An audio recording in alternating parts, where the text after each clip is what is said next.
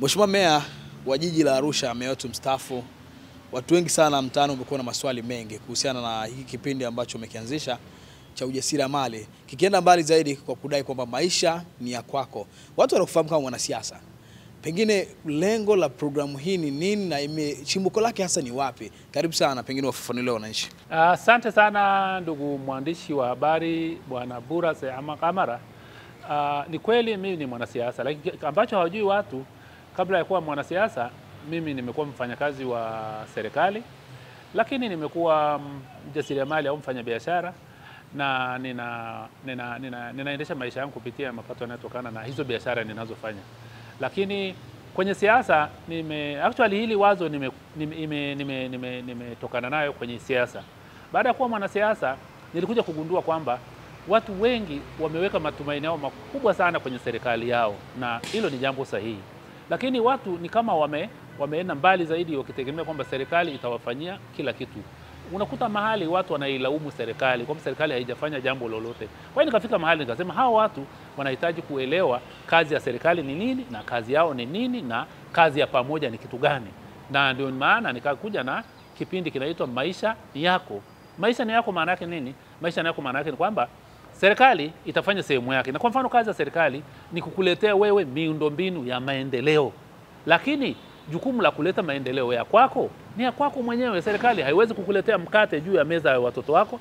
Serikali haiwezi kwenda kukulipia ada ya watoto wako, wala serikali haiwezi kukuletea nini? Kukuletea mtaji kwenye benki yako. Serikali inachofanya inakuwezesha wewe upite kwenye barabara nzuri, upate matibabu mazuri, upate huduma nzuri ya elimu na kadhalika. Lakini yale ambayo yanakuhusu wewe moja kwa moja yanabaki kuwa ya kwako. Ndio maana mimi nikaanzisha kipindi cha Maisha ni Yako ili tupambanue, tubainishe majukumu ya serikali ni yapi na majukumu ya kwako mwananchi ni yapi. Sasa katika kuwafundisha nikaja na slogan inasema, sijaja kukutia mimi moyo, nimekuja kukutia ujasiri, nimekuja kukutia hasira. Ukasirike ili utoke kwenye maisha ulionayo kwenda kwenye maisha unayotaka kwenda. Kwa mfano serikali haiwezi kukulipia kodi ya nyumba. Serikali haiwezi kukulipia ada ya mtoto wako. Serikali haiwezi kukulipia matibabu yako moja kwa moja, labda ikupe bima kwa gharama nafuu. Serikali haiwezi kuja kufanya usafi kwenye nyumba yako, kwenye mtaa wako. Hiyo ni kazi yako. Sasa usipojua jukumu lako ni lipi na la serikali ni lipi, ndio unakuta unaleta mkanganyiko, unawalaani viongozi wa umma, unawalalamika viongozi wa umma. Na mimi ni kiongozi, nagombea udiwani katika kata ya Kaloleni. Lakini ninajua kwa kuwa diwani, mimi sitaki niwadanganye watu kwamba nitawaletea kila kitu. Kuna vitu diwani anaweza kuyasemea kwenye halmashauri, maendeleo yaje kwenye kata, lakini kuna vitu ni vya wananchi wenyewe. Sasa lengo langu ni kufanya nini? Kuonyesha tofauti ya kazi ya serikali na kazi zao. Lakini langu la pili ni kuwapa watu moyo kwamba maisha yanawezekana kwa mtu yoyote. Inategemea tu wewe unataka kuwa nani kwenye dunia hii. Unaweza ukawa mtu yoyote unayetaka. Hata kuwa nani? Hata kuwa rais wa Jamhuri ya Muungano wa Tanzania kwa miaka inayokuja. It is very much possible. Lakini je, uko tayari kuchukua hatua? Ndio hilo mimi nataka niwatie watu moyo, niwatie watu ujasiri, niwatie watu hasira, niwatie watu wapate ile amsha ya kutaka kutoka sehemu waliko kwenda sehemu wanayotaka kuwa. Lakini nirudie tena kusema maisha mwisho wa siku ni ya kwako, sio ya serikali. Na serikali by the way ni nani? Serikali ni kila mwananchi wa Jamhuri ya Muungano wa Tanzania. Kwa hiyo wewe pia ni serikali. Wewe kwenye nafasi yako umefanya nini?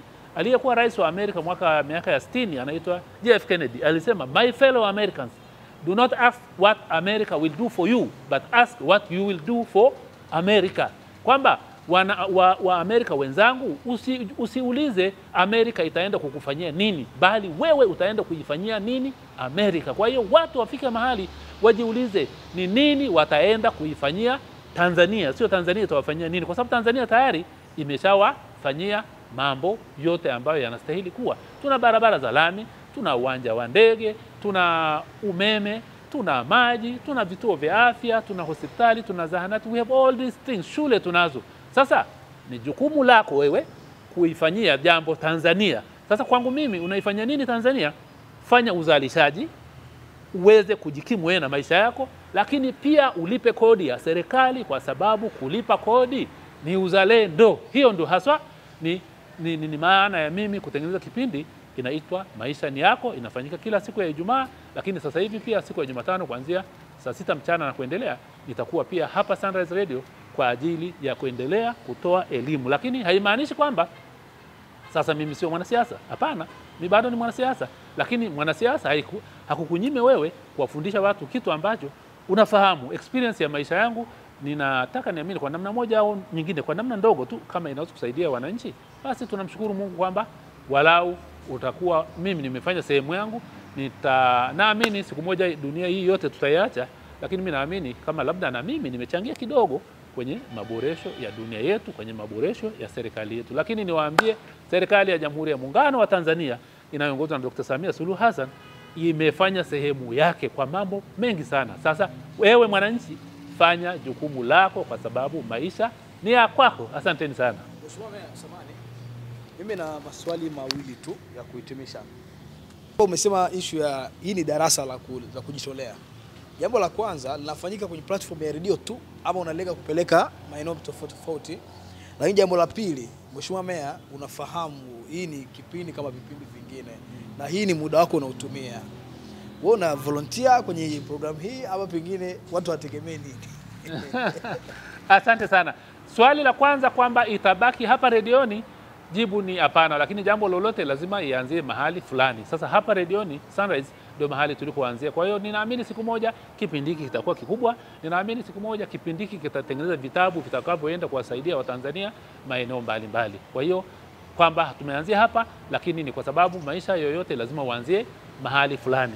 Jambo la pili kwamba kipindi hiki mimi najitolea au la, 100% is a total volunteering. Mungu mimi amenibariki kwa mambo mengi, na kuna saa inabidi ufike mahali umrudishie sifa na utukufu na shukrani Mungu. Sasa mimi namrudishia sifa na utukufu na shukrani Mungu kwa kuwafundisha Watanzania wenzangu, kwa sababu hata mimi nilipofika hapa sikufika mimi kwa nguvu zangu, nilifika kwa nguvu za Mungu, lakini Mungu amewatumia wanadamu kunisaidia mimi kufika mahali hapa nilikofika. Kwa hiyo hali kadhalika kama ambavyo Mungu aliwatumia wanadamu kunifikisha mimi mahali hapa nilikofika, na mimi nataka nitumie nafasi yangu kuwasaidia wanadamu wengine. Lengo tu ni kuhakikisha, yani mimi natamani kuona kila mtu mkazi wa halmashauri ya jiji la Arusha, mkoa wa Arusha na Tanzania kwa ujumla, basi wabadilike, kwa sababu nafasi kubwa katika maisha ambayo mtu anayo ni nafasi ya kufanya mabadiliko. Wanasema kama kuna room kubwa kwenye maisha ni room ya mtu kujibadilisha. Sasa watu wabadilike kutoka hali walionayo kwenda hali ambayo wanatamani kuwa. Mimi sijui kila mtu anataka kuwa nani.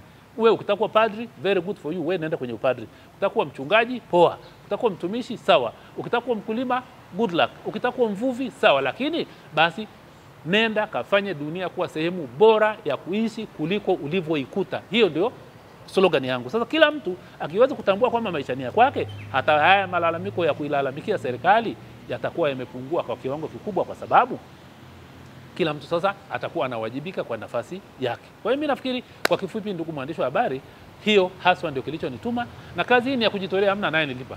Hakuna anayelipa kwa namna yote, natoa muda wangu, kwa sababu zamani zile wakati mimi nikiwa napambana kupanda kwenye maisha yangu, kuna watu walijitolea na mimi nawashukuru sana. Ningetamani kuwataja wengi kwa majina, lakini ni watu wengi ambao wamenifikisha hapa nilikofika, kwa sababu na wao walikuwa naamini kwa kunisaidia mimi watakuwa wamemtendea Mungu wao haki. Kwa hiyo mimi nawashukuru sana, na waandishi wa habari pia nashukuru sana kwa sababu nafanya kazi kubwa. Niseme asanteni sana, Mungu awabariki sana.